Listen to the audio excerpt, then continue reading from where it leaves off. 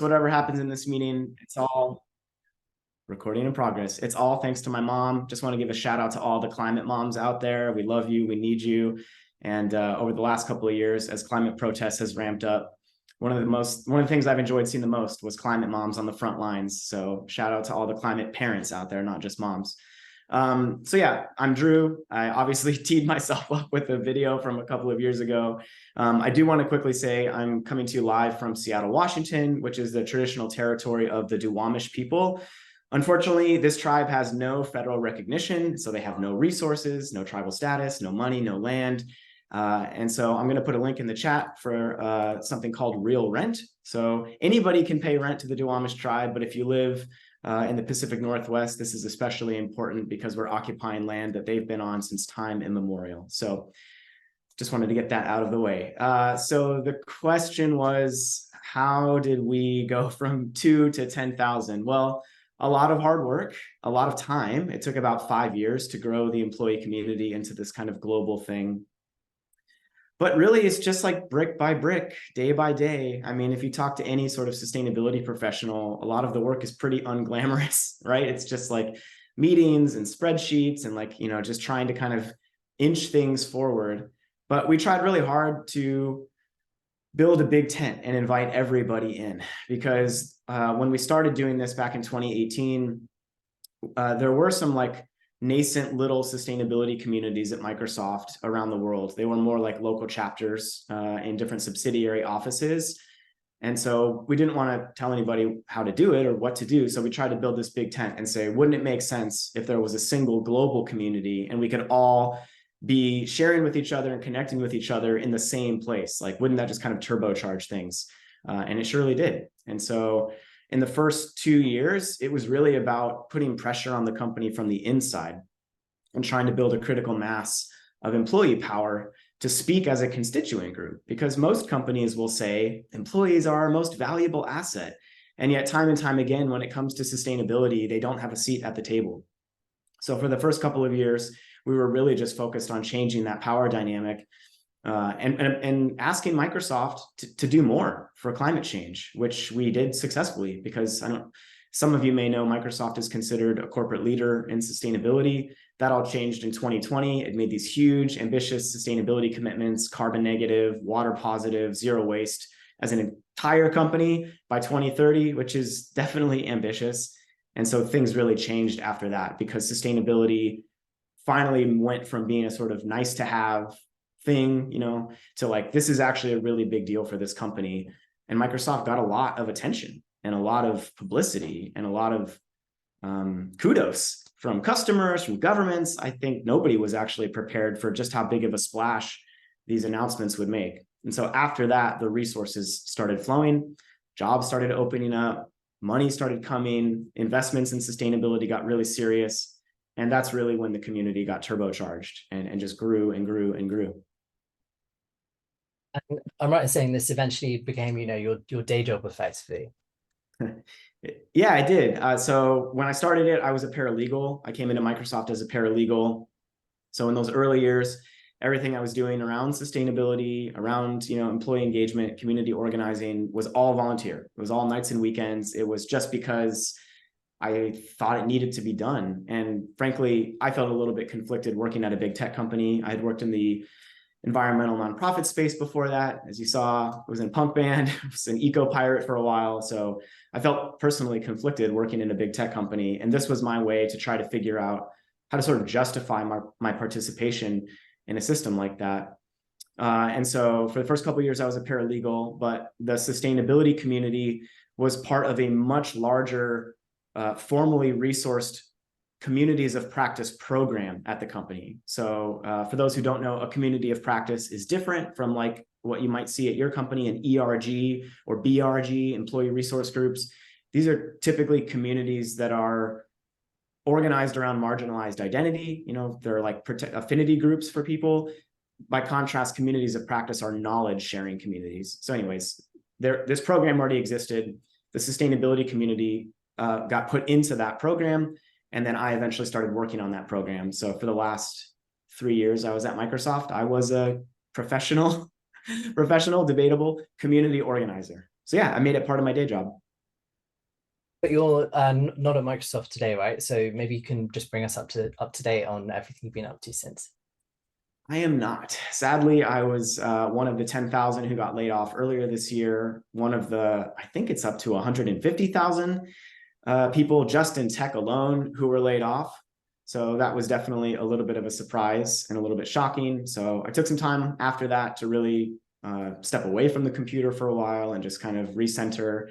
I did a big road trip, took my dog hiking and biking. I did a 10-day silent meditation, a Vipassana retreat, and really kind of went deep inside and tried to figure out not only what do I want to do next as a job, but like more importantly, what's the unique contribution that I can make to this movement right now? Because I'm really trying to think in broader like systems change. It's not about any one person getting a job. It's about how do we change the whole system around so that everybody has the job opportunities needed. So I decided I wanted to go my own route. So I started my own consulting business a few months ago. I'm trying to help companies understand the value of employee engagement, of this kind of mission of making sustainability part of everybody's job.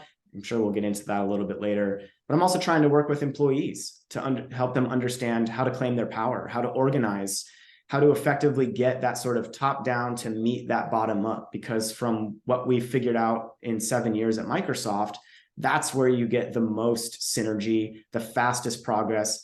That's essentially when you can get those two forces to meet in the middle, that's where you can accelerate culture change, because really that's what it's all about. Like if you're trying to change the way that a company operates, if you're trying to change the incentives, the rewards, the expectations, what you're trying to change is the culture. And that's the most durable way to make sustainability something that's not going to just be deprioritized next time there's an economic downturn or something. So yeah, I'm starting just one man, my one dog, you can't see him over here. My dog is my chief wellness officer, consulting operation to try and figure out how do we take what we learned at Microsoft and use that as a blueprint to help 1,000 other companies and their employees do the same thing.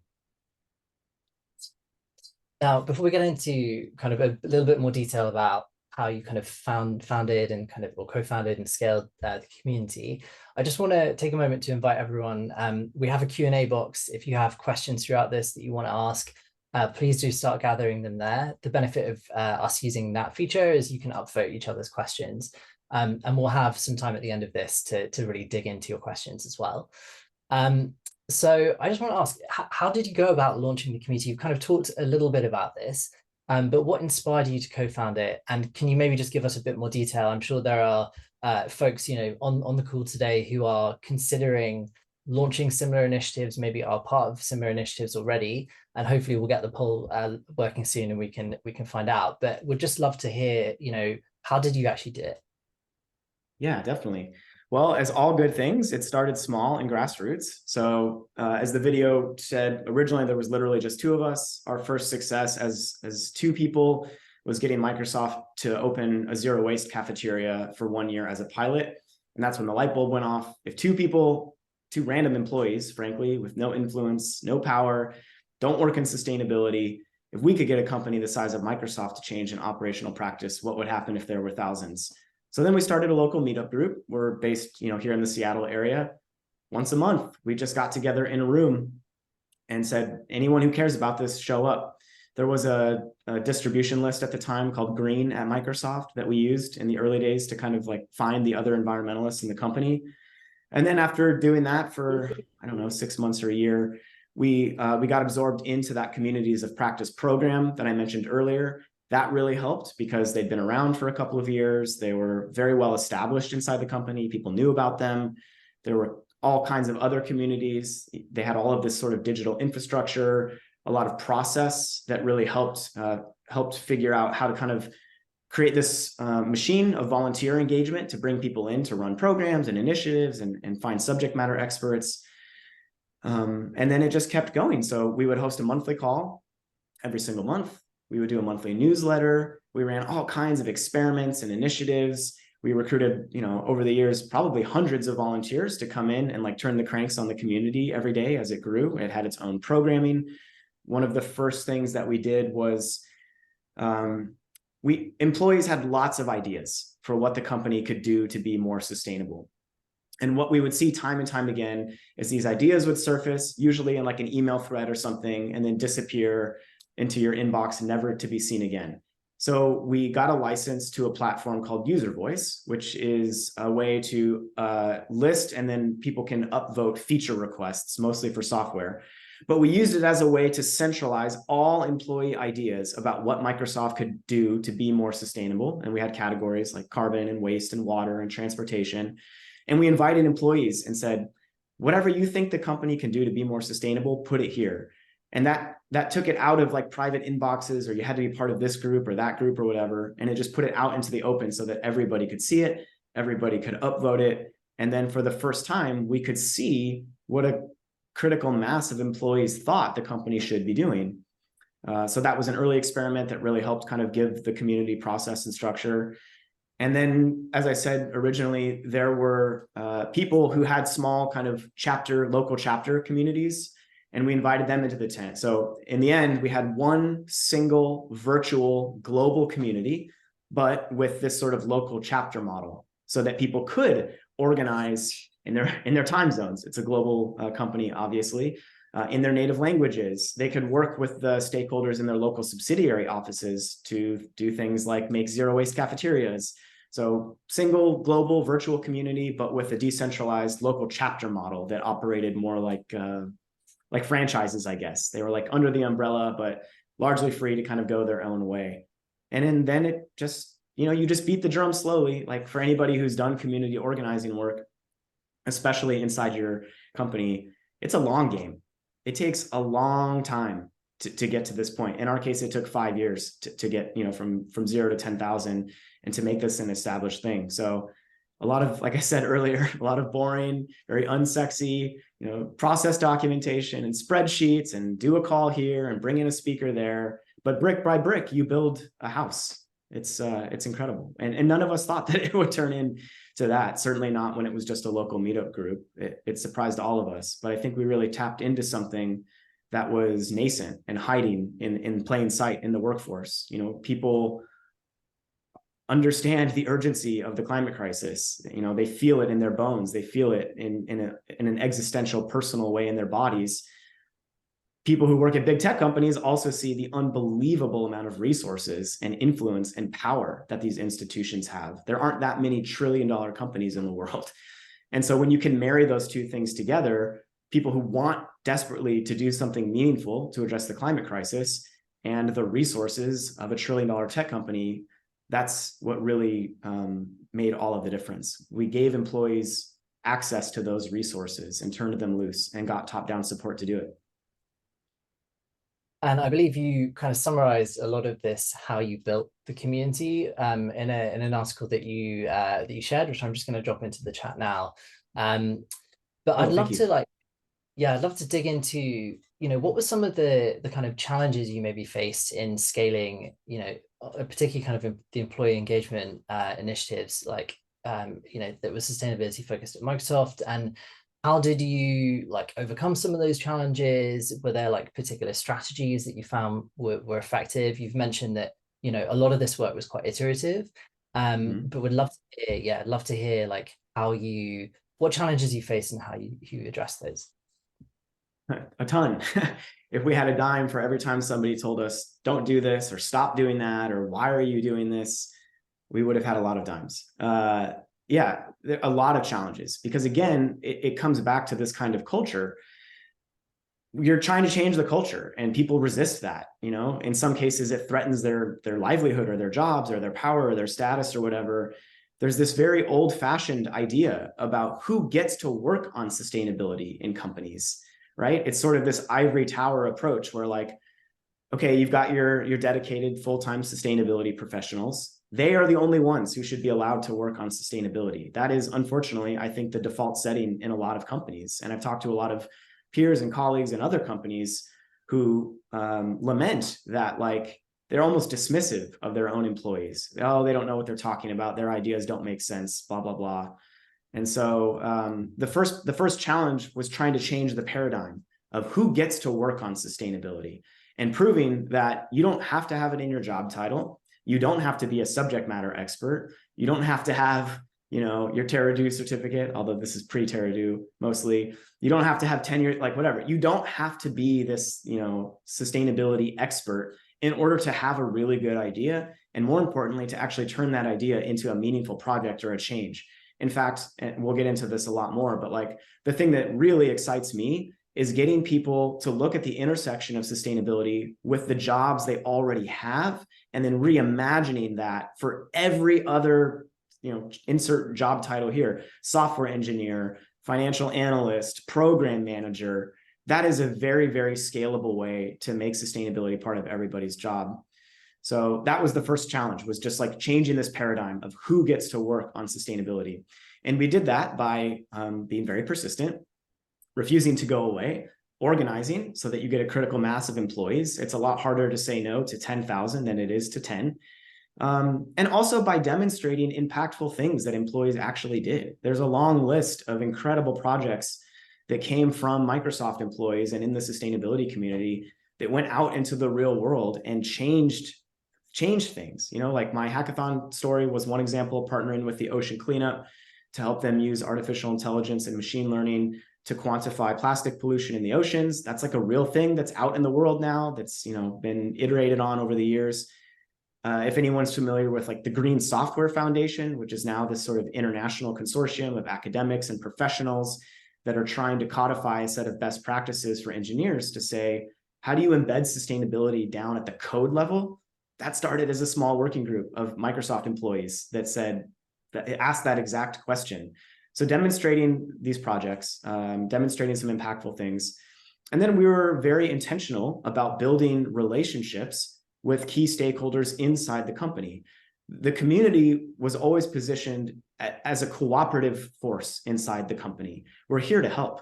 There are thousands of us lined up around the block that want to contribute, that have time, have energy, have skills. And so I guess one of the things that we did to overcome some of the barriers I've been talking about, who gets to work on sustainability, changing the culture, the incentives, was getting executive sponsorship from the company's chief sustainability officer. So thankfully, the first CSO of Microsoft, Lucas Joppa, was very supportive of the employee community. He was the executive sponsor. That legitimized it.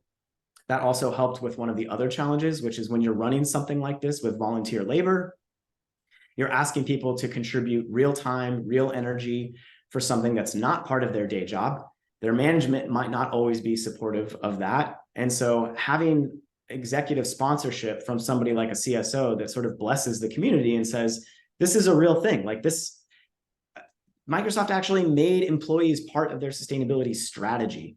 So for volunteers, they could go to their management and say, look, like the company wants me to do this from the CEO down. And so that really helped unblock a lot of support for people. Anyways, I could ramble for a long time, but there were a lot of challenges in doing this, but you just figure it out as you go and you keep trying and you don't give up, because it's so critical to actually do this work, to change that paradigm of who gets to work on sustainability. I just want to take advantage of this natural pause to, we've just been collecting results from the poll, which went out about 5 or 10 minutes ago. So we're just going to quickly share that back with everyone, just so we can get a sense of kind of where you're at in your journey. And hopefully any second now, we should all be able to see that. So Ian, are you able to just quickly share the results from the poll? Yeah, it should be sharing. I don't know if you can, should be able to see it right now. Should have a little pop up. If not, I can kind of go through some of them. Drew, are you able to see them by chance? Yeah, I can see it. This is great. Okay. Right. It may just be on my screen. All right, it's just you, Ben. But Drew, maybe you want to go through and share some of the results and any takeaways on that. Sure. So the first question is there an employee sustainability community where you work? 20% yes, 80% no. Well, we're going to talk about that a lot more, and hopefully all of you are going to go out and start one, because take it from me, anybody can do it, and you should do it, and you shouldn't wait. Don't wait till tomorrow. Don't wait until you feel like you have like the right experience or expert. Just go do it. We can definitely work on bringing that number up. The second question was, does your organization offer climate education? Similar results, only 17% said yes, 83% said no. Sadly, I see this all the time. I know of maybe, I could count on one hand how many companies I've come across that actually have their own homegrown sustainability training, which is a miss, right? Like if you want your workforce to be educated about something, think about all the generic stuff that we all get trained on, compliance or security or whatever. You have to create training for it. You have to educate people. And so it's a shame that the companies aren't doing this. But in some cases, maybe they're not well positioned to do that. And that's, of course, where organizations like TerraDo come in to help fill that critical education gap, because that is the most important first place to start, period.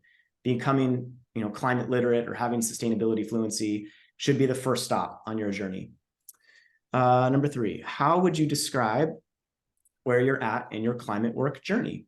So I wrote some of these questions. This one came from a climate tech recruiting organization called Climate People that I'm connected with. And they actually have a LinkedIn Learning course all about how to get a climate job. I can find the link and drop it in the chat if you haven't seen it before. But this framework of curious, beginning, on the path, at my destination, this comes loosely from them. So where are you at in your climate journey? 7% are just curious. I want to learn more, but I'm not sure what I want to work on. 33% describe themselves in the beginning phase. I've taken the first steps, but I don't know my final destination. The largest percentage is 50%, which is great. I'm on the path. I'm headed in the right direction and I'm committed. I can't actually see the question cut off, but I assume it's like I'm committed and I'm trying to figure it out. And then only 10% are I'm at my destination. I found my climate calling and I'm actively working on this. So this is really cool to see. Half of you that at least answered this are already on the path and headed in the right direction. That's great. You're 3/4 of the way there. And I can just say from personal experience, you never really know what the destination is. In the 7 years that I was at Microsoft doing all of this, I never actually had a full-time dedicated sustainability job. I tried really hard to get one. It never ended up happening. And so it took me, leaving the company and starting my own sustainability consulting business to finally get that official sustainability job. So the path is long and winding. Careers are meandering and circuitous. You never really know where it's going to go. But the important thing is that you keep taking steps in one direction. Number 4, are you involved in employee engagement or climate education initiatives at work? 13%, yes, participating. 27%, yes, leading. Love that. Keep going. We need you. We need your leadership. Your companies do too. And 60%, not yet. Something we definitely can change, and we should. And the last one is, what is your climate work persona? Number 1 is focused, want to work on climate, but flexible on how, 60%. Motivated, know the exact sector or job I want, and I'm working to get there, 13%. Next is driven by impact, socially and mission driven, but don't necessarily care how it happens, 23%. And the smallest percent was 3, which is job oriented. So you're optimizing for the jobs. Above all else, climate concerns are secondary. That was a lot. So much for walking us through that. So that's incredibly helpful context. I think it's going to inform the rest of our conversation. In the past, you've talked about the need for I think you referred to it as a durable model that organizations can use to kind of funnel the energy that employees have and the activism they have into driving scalable change. Now, how did you achieve that through Microsoft's employee sustainability community? Yeah, so I'll probably start to sound like a broken record as this goes on, but when you zoom out and you look at the way that companies have historically operationalized sustainability, you typically have a small, dedicated sustainability team. They're usually tucked somewhere deep in the nooks and crannies of an organizational chart, usually in CSR, corporate social responsibility or whatever. And they are meant to basically change the entire behavior of every business group in the company, which I don't know. I've talked to a lot of sustainability professionals who are deeply frustrated because their ability to actually meaningfully change the way the company behaves is limited. So all of this is to say that the organizational structure that companies have historically used to make sustainability happen is just inadequate. It's outdated and it's no longer relevant for the speed, scale, and complexity of the climate crisis.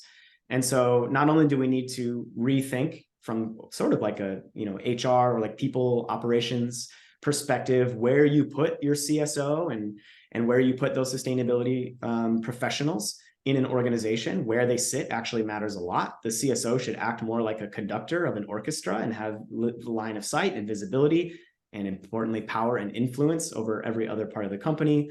But again, we need to reimagine who gets to work on sustainability. We need to invite people to come learn about this topic and contribute from whatever skills they already have and whatever, deep nook or cranny they sit inside of the company. Because the only way that a company can holistically transform itself is if everybody is participating, is when sustainability is part of the culture. And so that is the durable model. When you make sustainability go from a nice to have to a must have, when it goes from that externality that you think about 10 steps down the line after you've gone through a really complex, product launch or, software development or whatever, and instead it's put up front at the beginning of every single decision that gets made. What is the environmental impact of decision X? How do we optimize for sustainability in product Y?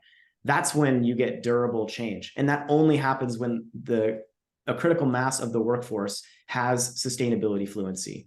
And that's something that I don't think these professional sustainability teams are very well positioned to do. I mean, they're doing like incredible work. They're trying to measure, manage, and in most cases, reduce the company's environmental footprint. They are not positioned to look through the HR charts and look at all the different job functions and go, okay, software engineers, here's how you can contribute. Okay, financial analysts, like that's just not generally what they do.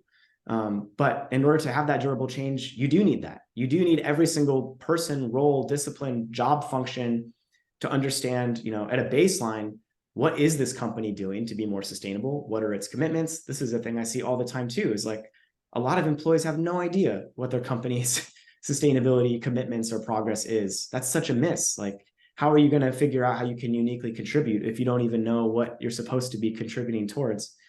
So anyways, it's like I said, I'll sound like a broken record by the end of this, but this is about the democratization of sustainability grounded in the idea that everybody has something meaningful to contribute. And that's the only model, in my experience, that will stick around, because every time there's an economic downturn, sustainability gets cut. It's a nice to have, along with things like DE&I at a lot of companies. And so we have to change that, clearly. So in the past, you've talked about harnessing, the passion, the creativity and ingenuity that employees who, don't have sustainability in their job titles have. Can you talk a little bit about how do we ensure that sustainability becomes a focus across all job functions and indeed all levels within an organization? And I also want to share one snippet from our very first conversation that really stuck out to me, which was you mentioned kind of creating the conditions where everybody can kind of figure out their role, and that we provide the garden bed and people bring their own seeds, like some water. And I really love that analogy. So I just wanted to kind of set up this question by sharing that. Yeah, for sure. I'm so glad that stuck with you. Yeah, so like, the company's job is not to figure out exactly how every employee can contribute. It's not to say, hey, Ben, here's the way we want you to contribute. Hey, Drew, you're a program manager. Here's, that's not the point. The point is, to Ben's point, and I guess the metaphor that I forgot I brought up with him when we were planning for this call, is to create the right conditions so that every employee has what they need to figure it out collectively. And so the analogy that I used, I guess, was gardening, right? Like, the company's not going to come plant crops for you and water and grow and harvest them and then put them in your mouth so you can eat them. They're going to give you the garden bed, the soil, the nutrients, the water, the sunlight. They're going to give you the conditions. And then you have to go plant your seeds, tend your garden, and are responsible for that. So it's really about just creating the right conditions, because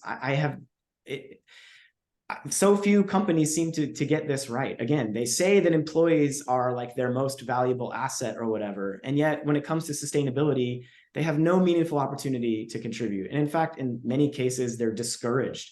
Stay in your lane. This is not for you. So it's about creating the conditions. So you asked about how you can ensure sustainability becomes a focus across all of these job functions and levels. So in the time I was doing this work at Microsoft, I developed this very simple framework, call it the virtuous cycle of employee engagement. You can literally just imagine a 3-step process cycle, and it's educate, inspire, and activate. And so the idea is that every single employee needs to move through this cycle. They can enter at any point. Maybe they're already climate literate. Maybe they've taken a couple of TerraDo courses and they're all up on that. But maybe what they lack is inspiration. Maybe they're struggling to take this kind of theoretical idea that every job is a climate job and actually tactically applying it to their job. And so the inspiration part's really important because people need to see examples. And that's where these employee sustainability communities come in. When you create a place where everyone can come, learn, share, and grow, and it's all done in the open, I mean, you can see examples of people figuring it out every day, like people figuring out how they made their job more sustainable, or a hackathon project that they ran that solved a really critical challenge. So education first, always. You must have sustainability fluency to be effective. Otherwise, it will be a struggle for you to kind of get off the ground. Then moving into inspiration so that you can see examples of how other people have done it. That can give you some ideas for how you can do it yourself. And then, of course, most importantly is activate, because if you're just sitting around not doing anything, but you're really educated and you're really inspired, it doesn't matter. Like, you have to actually do stuff with all of that.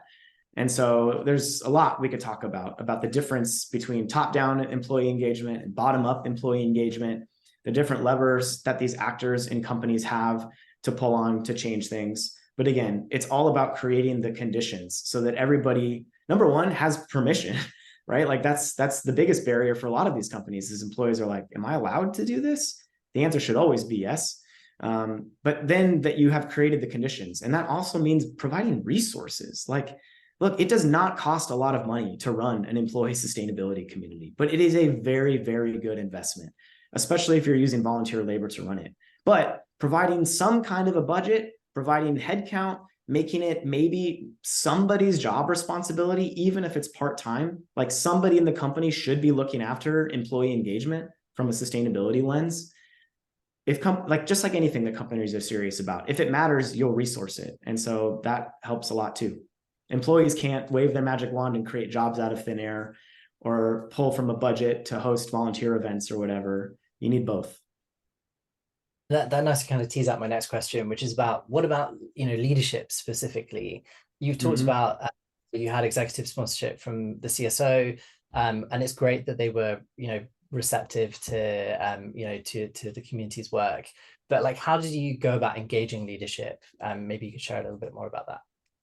Yeah, so that top-down support is really, really critical, because otherwise employees will be swimming upstream and struggling to do anything meaningful, to get those resources, to get that support, to create those conditions. And it can be really demoralizing and frustrating. And what I've seen a lot in other companies is employees who don't have that top-down support just kind of give up after a certain point, which I totally understand. Like, you're doing this in your free time with the little bit of spare energy that you have, and you're not getting anywhere, and you're getting actively blocked by your own leadership. Like, that's a deeply demoralizing and frustrating experience. So what you can do about it, number one, is try to build trusted relationships with those key stakeholders. So start with the CSO. If anybody should understand the value of employees as a critical constituent group that the company needs to care about and needs to bring along on its sustainability journey, it's the CSO. If they don't get it, then I don't know, maybe all hope is lost at your company. But to me, I mean, this is just so obvious. Like, what company would not want to harness the passion and the ingenuity and the power of their own workforce to help them transform to be more sustainable? I mean, it's like, to me, it's such a no-brainer. This is a free resource. These people already work here. Why are you keeping them out of the conversation? And why don't you give them a seat at the table? But I know that happens a lot. And so what you can do about it as an employee is build a trusted relationship with whoever those key stakeholders are. If you're familiar with power mapping, you can literally sit down together and figure out who are the people that we need to change their minds, that we need to influence to get this top-down support, to get them to understand the value of this. So that is the first thing, is like build a trusted relationship, meet them where they're at, help them understand that you're not organizing to like do walkouts and shareholder resolutions, although more power to you if you want to do that. Those are valid tactics of escalation when necessary. But position yourself as a cooperative force. You're here to help. You're here to harness the workforce, to scale the work that these sustainability professionals are due. I've yet to meet a sustainability professional who would answer yes to the question of, do you have enough resources and support to be successful? I've never met somebody who says yes to that. Sustainability teams are chronically under-resourced, chronically under-influenced. And so bringing employees up as a way to augment the work they do, I mean, there's ways that you can sort of reposition this into the language that all companies already care about, right? Scaling the work is one potential way to do that. I feel like I could ramble forever. I want to leave time for all the other questions. So, how can businesses ensure that their sustainability efforts are inclusive and equitable? And, what steps did you take at Microsoft to address these issues? Yeah, this one is so critical, especially in big tech and especially in big companies. I don't want to speak for too many things. I've only got my limited pinhole that I'm looking at the world through. But corporate sustainability is a pretty pale male crowd. It's a lot of white men, a lot of older white men. And that's not necessarily the only way to think about sustainability. And so factoring in environmental justice, bringing in diverse perspectives and voices, understanding the different ways that sustainability and the climate crisis affects different groups all around the world, getting out of that sort of echo chamber of, first world, wealthy, powerful corporate business people who, again, tend to skew white and male, can really help make sure that you have a much more inclusive and holistic view of what sustainability is.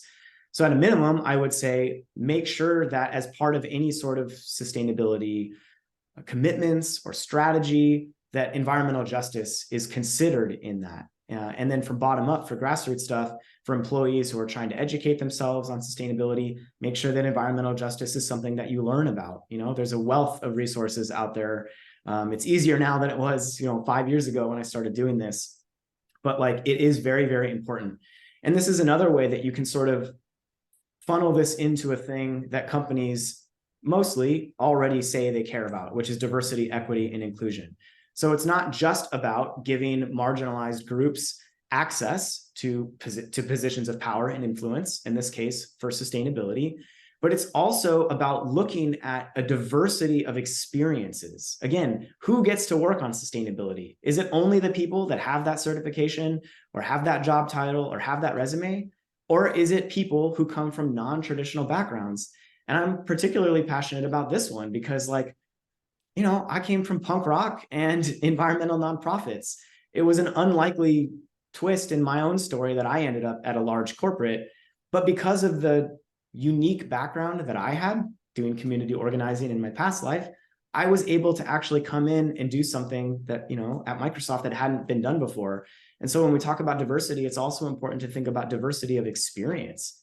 People need opportunities to influence the way that their company thinks about sustainability. And diversity is a huge part of that. And so is inclusivity. So let's talk about culture change for a moment. We kind of touched on it right at the beginning.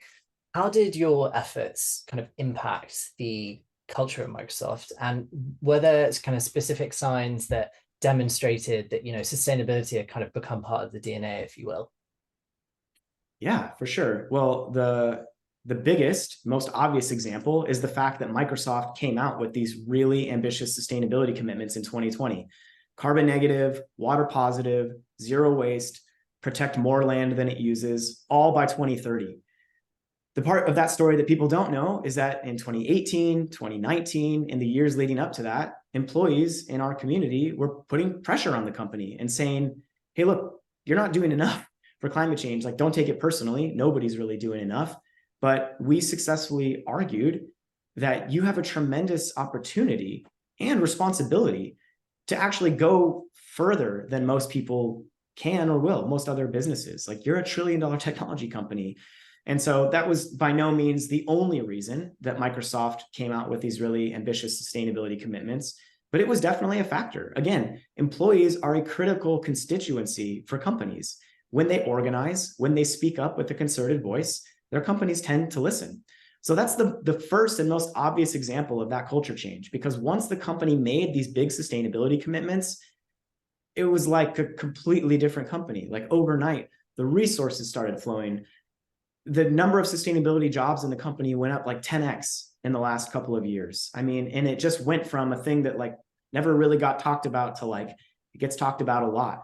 And then when Microsoft started creating sustainability products, things that it's actively selling to customers to help them get more sustainable, then it really got turbocharged. So I would say employees played a critical role in pushing the company to even get to that point where it took sustainability from a nice to have to, no, we're really, really serious about this. I mean, least of all, they created a $1 billion climate innovation fund. Like not too many companies can just like throw $1 billion at a problem and not even blink.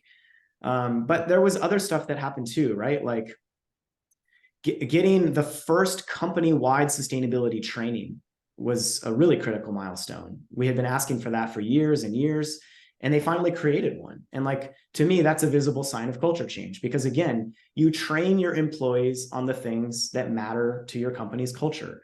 And so if you're not training them on sustainability, it sort of signals that like, this is a nice to have. Now, unfortunately, the training was not required. I think they're working on that. I would very much like to see that be a requirement, especially for new employees coming in. But the point is that like culture change takes time. It's not like you just flip a switch and suddenly you're like, cool, our culture is sustainable. I can do that as a one-person business. But when you work in like a global corporation with 200,000 plus people, I mean, culture change takes a long time. So we helped push the company on to get on the path and start moving. And then with thousands of people and thousands of hours of volunteer labor and all of this stuff, people embodied that culture change and started living it and practicing it and spreading it around in their little spheres of influence. But there's still a long way to go. You know, there's still a lot to figure out. I don't know at what point you can say, okay, we did it, but like you got to start somewhere. And that process is well underway at Microsoft. So obviously you recently started your own consulting business, and a big focus of your work is on climate leadership development. A new customer, you know, walks through your door. What's the first thing that you tell? Well, I would say if you want to be relevant in a couple of years, if you want to continue to hire, attract, and retain talented people, if you want to stay resilient in the face of climate disruption, like you're gonna have to change. You're gonna have to become more sustainable, and you're gonna have to bring your workforce along in order to make that happen. So like, look, forward-looking companies recognize that meeting their sustainability commitments, if they even have them, but also, as I said, continuing to innovate, continuing to manage risk, right? Things that companies generically just care about writ large. If you're going to do all of this stuff, you need to create a culture of sustainability. I could rattle off a bunch of statistics of studies that have come out in the last couple of years from Deloitte and other organizations. Young workers in particular, millennials and Gen Z, do not want to work for companies that are actively destroying the planet. And they have and they will leave your company if they already work there or never join in the first place. And so these dinosaur companies that, you know, don't want to change or are going to be stubborn about this, they simply won't exist in the green economy of the future. So kind of a long pitch, but basically it's like evolve or die. And in this case, evolution requires a sustainable transformation of your entire business. So we've touched on the importance of climate education when we were kind of looking at the poll. Obviously, we hear a huge amount about the green skills gap, but what does that mean for, you know, an organization like Microsoft that has, you know, ultimately really ambitious climate commitments to achieve? And how important is, you know, climate literacy and green upskilling for kind of driving the strategy to kind of get there? It's so important. It's like the most important thing, right? Like, a lot of us have a lot of passion and enthusiasm for sustainability. But again, if you don't have a basic understanding of the problem, in this case, you know, climate change writ large, and then in a more company level, like understanding what is your company, like, first of all, what industry is your company, right? Because like working for a fossil fuel company is different from working for a tech company in terms of environmental impact. So understanding the impact that your company or your industry has on the world without a foundational understanding of these things, you're just not really going to be able to be effective. So that climate education, excuse me, is a critical precursor for everything that follows. Because look, we throw words like sustainability and climate change around. We often don't even have a shared definition for what we mean when we say them, which is another barrier to getting to being effective. But like, you have to establish a shared language so that people are understanding, meaning the same thing when they say these things. And so that education is so important. And again, in a company setting, if you don't understand what your company is doing, it's going to be really difficult for you to ladder up and figure out how your actions might actually contribute to something like a water positive goal or a zero waste goal. And then there's, in terms of like the green skills gap and stuff, this is a massive topic that could be its own kind of breakout webinar. Because when you talk about green skills, like, well, what do we mean when we say that? Because there's green hard skills, right? So the people who are literally going to be constructing wind turbines and operating them and designing them and maintaining them, like, those are green skills that are currently in short supply in the workforce. But then for information workers who are strapped to a computer all day, green skills means something very different. You know, if you're a software engineer, that looks a little bit different than if you are working like on a factory floor or an assembly plant or something like that. But the point is, we need to reimagine every single job function, every single thing that we do in our society, from how we power it to how we grow and distribute food. I mean, I know I'm preaching to the choir for the people that dialed into this call, but like, everything has to change. And that means that every single business, and by extension, every job inside that business, is going to have to change. It's going to have to look at the intersection of what they're doing with sustainability, try to figure out how that impacts the environment and reduce it.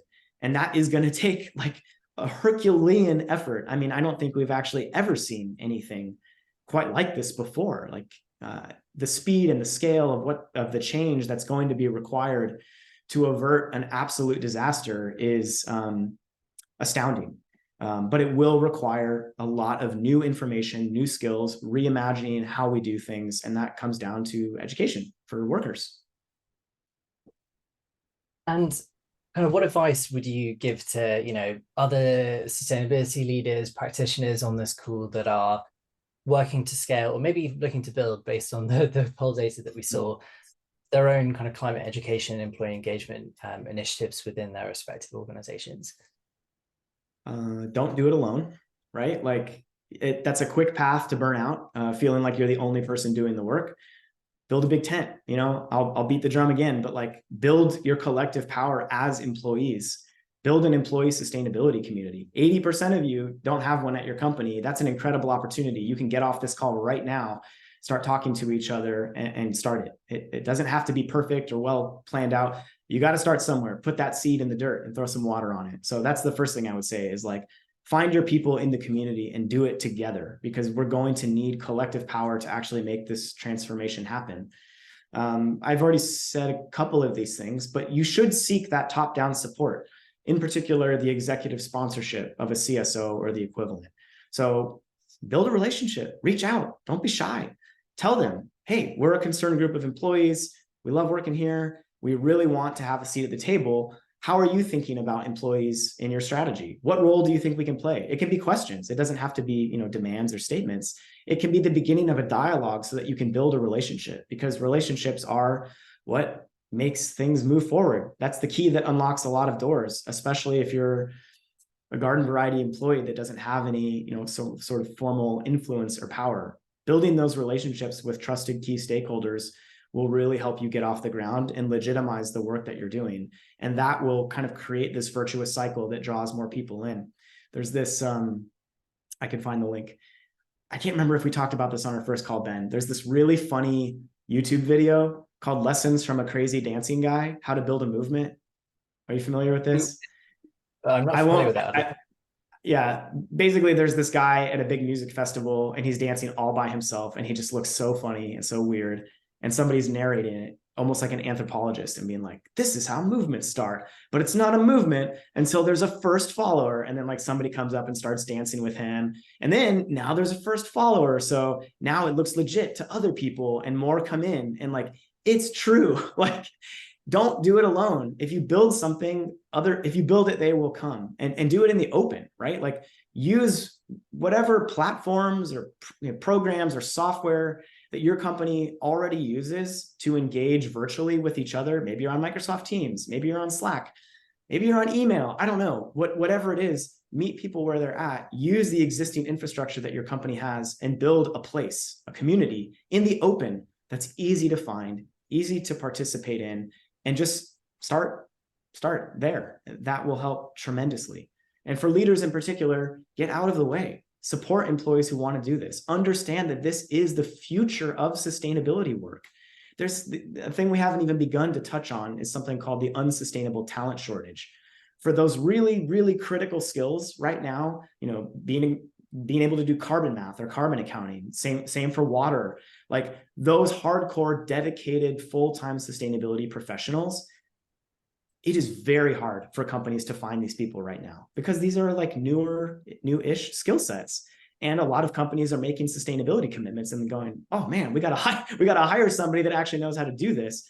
So if you want to be able to find these people, hire them, attract, retain them, you're going to have to be serious about sustainability, which means having a culture of sustainability. And if you can't find these people externally, but you want to grow them, which is another totally viable path, and I think actually one of the most scalable ones, grow them, upskill them, get them what they need, graduate them into those jobs inside your company, you're also going to need to create a culture of sustainability. So anyways, I know I'm a broken record at this point, but that is so critical. And fun fact for those listening, we've just launched a carbon accounting program, so we can drop a link to the chat if that sounds good to you. Very good. But perhaps kind of just looking ahead, and this is going to be my final question, and we're going to open up to audience Q&A. So do submit questions into the Q&A box if you haven't already, or upvote other questions. Looking ahead, what are your hopes for the future, and how do you see, what's the role of employees and specifically, employee engagement, climate education within organizations contributing to that vision? Well, it's been really interesting the last 6 months since I left the bubble of Microsoft, and I've poked my head up and I've just been trying to get a much bigger, broader look at this landscape. One of the other things I've done is I volunteer as a leader with Work on Climate. So if anyone's familiar with them, it's pretty much the biggest sustainability community out there. I think it's 25,000 people on Slack now. They're trying to make climate work mainstream. And so plugging into that world, meeting Ben and the wonderful folks at Terra and some of these other organizations that are working in this space, what's giving me optimism is like, there's a line of people around the block who want to work on sustainability. There's more demand than there is supply at this point, which is a wonderful problem to have at the macro level. I know for many of you job seekers, it's deeply frustrating. I've been there. I totally get it.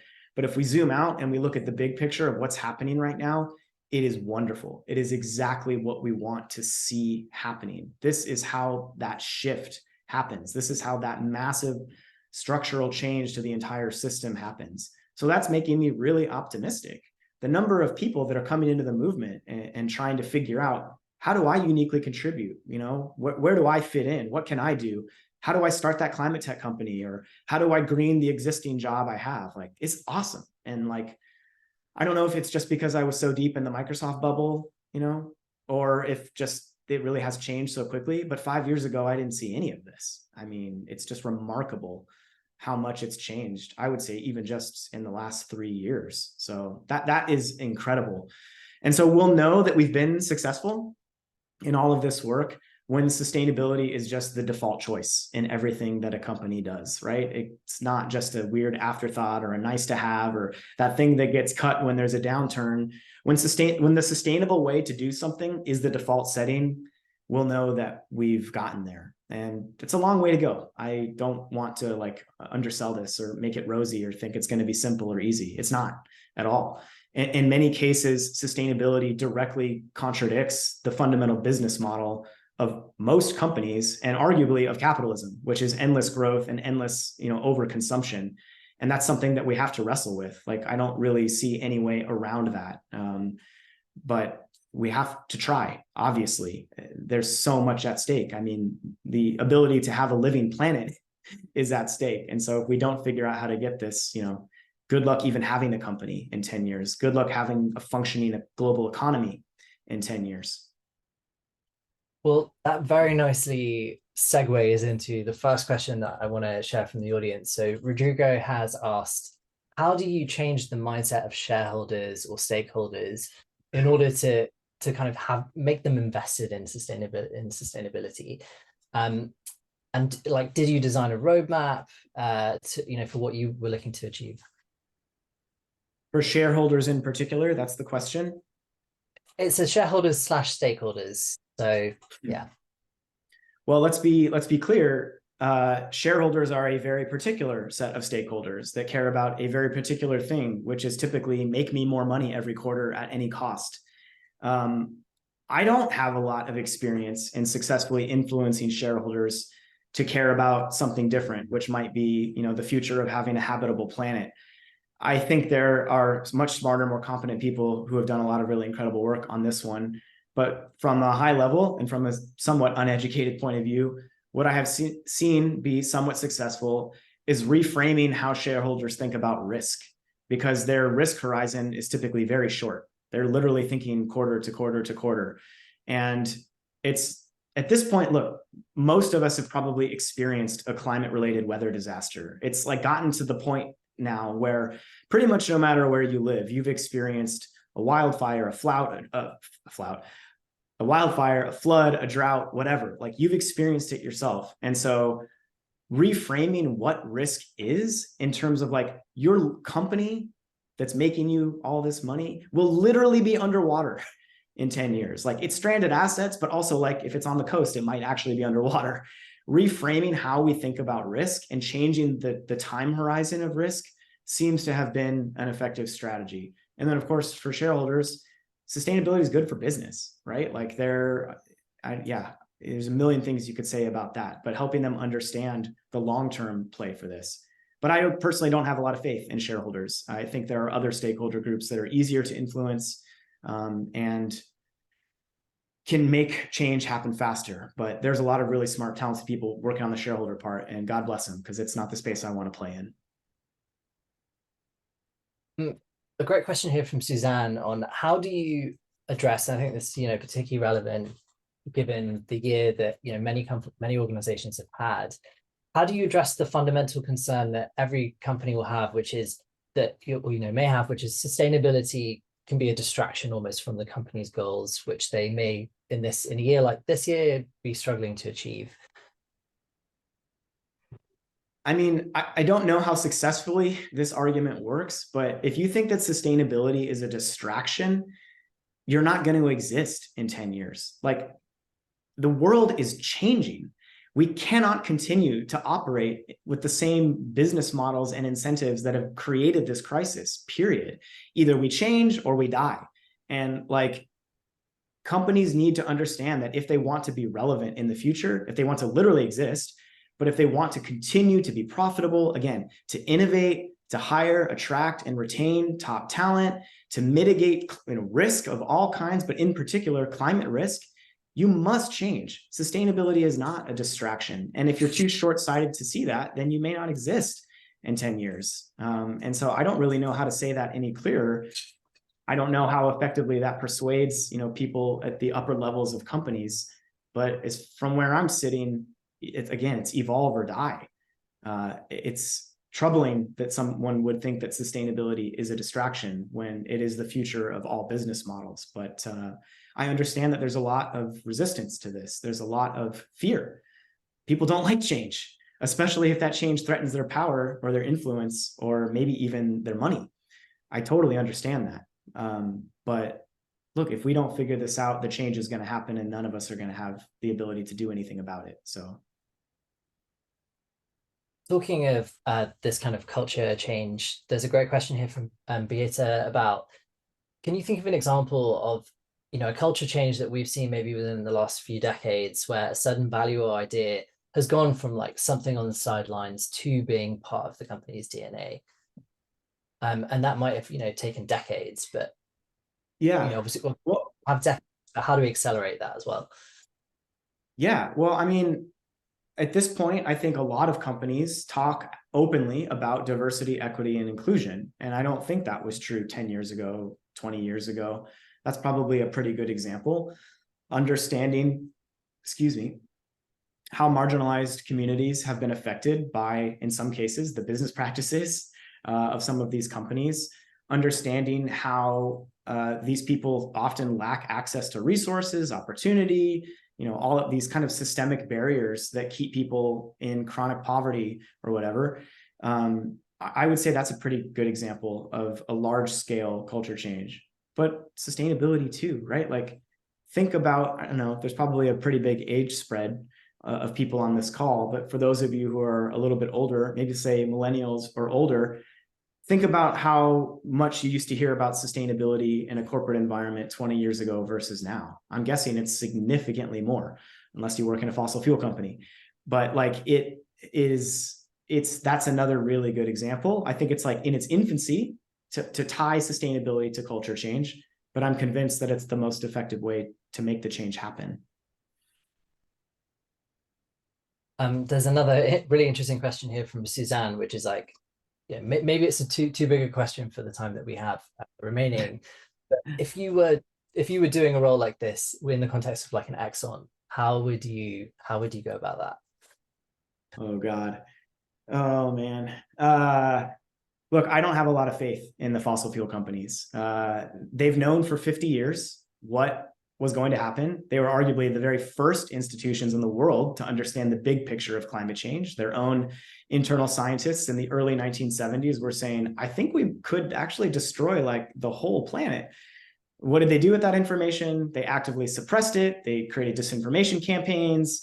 They fought tooth and nail at every single level of government, from the local level to clearly at the national level. They're doubling down. They're not meaningfully changing at all. So I don't think that they're going to voluntarily change, period. At least the super majors. Maybe there's some kind of smaller ones, but like the Willow Project in Alaska just got approved. The UK just reversed its own net zero commitments and approved 2 new oil wells in the North Sea. I mean, it's all systems go. It's drill, baby, drill. So I don't think that they will ever voluntarily change. I think the only things that could get them to change are government regulation, which they have a stranglehold on the political process. So that's increasingly unlikely.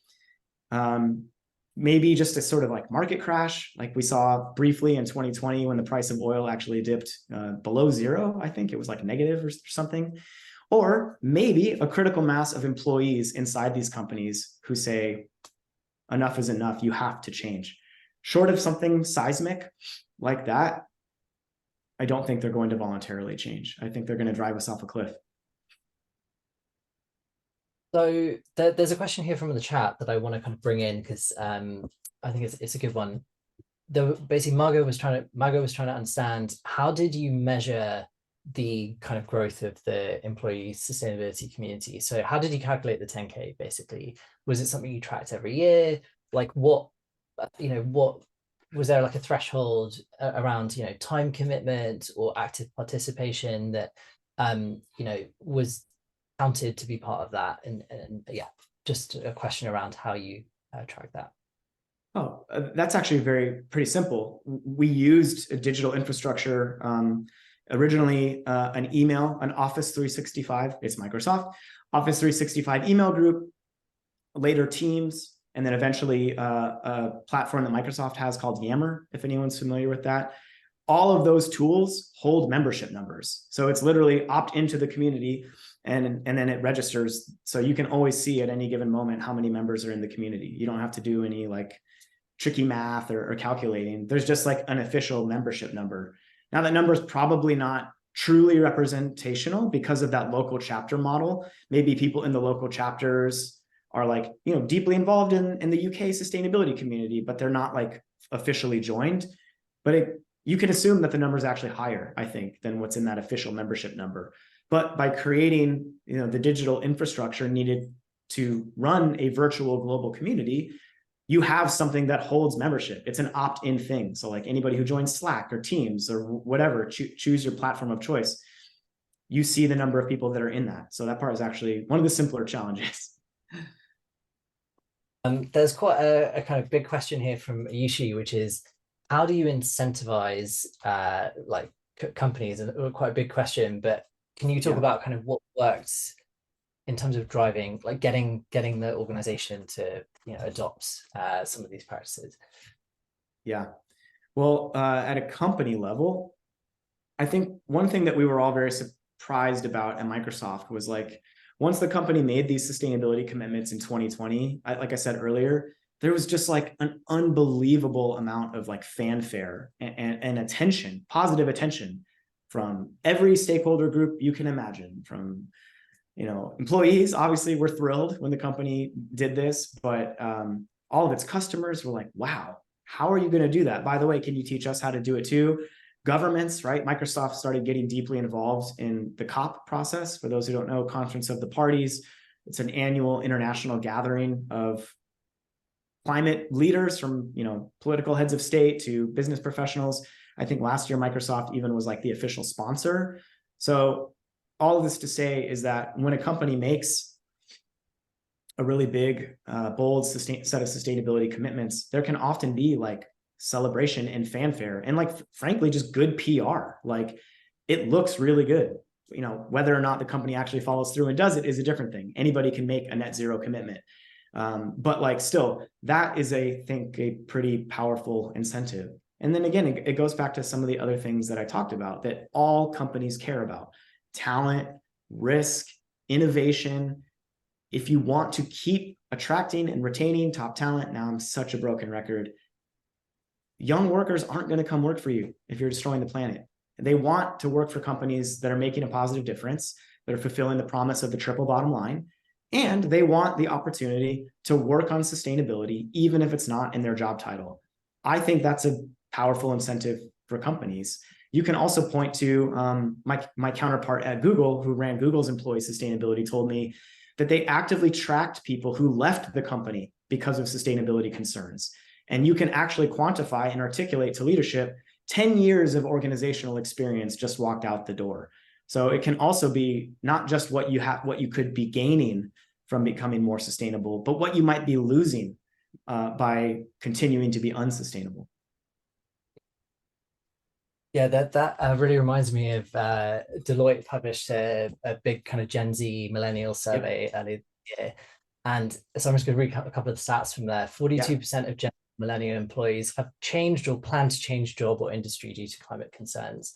And 50% are pushing their employer to drive change on environmental issues, yet only 15 feel actually able to influence their sustainability efforts. So I think those numbers just really underscore the importance of conversations like this. And with that, I just wanted to, to wrap up and just say, extend a heartfelt thank you to you, Drew, to say, for sharing your insights, your journey, and your experiences with us. I think it's incredibly inspiring and you've given us like a lot to reflect on and hopefully act on, and we're just very grateful for your time, so thank you. I'd also just love to thank everyone else who's dialed in. Your participation, engagement are just really critical at this juncture, as we've heard. And kudos to all of you for driving change within your respective organizations. And if you're at the start of that journey, I hope this has given you a bit of a spark to be able to do that as well. And as just a quick reminder, as I mentioned at the beginning of the event, this is the first event in a series where we're going to be featuring change makers like Drew, that are working within organizations to kind of lead climate education and employee engagement initiatives. And we're going to be continuing the series with more incredible leaders. So please, stay tuned and look out for upcoming announcements about future events. And for those who are interested in revisiting the session and maybe sharing it with your colleagues, we'll be making a recording available shortly. So you should be able to access that through the Teradoo app. So once again, thank you, Drew. Thank you, everyone. I hope you have a great rest of your day wherever you're based. And we look forward to seeing you at our next event. Thank you. Go start a sustainability community in your company. 80% of you said your company doesn't have one. It's just waiting for you. Thank you, everyone. Thank you, Drew. Cheers. Cheers. Cheers.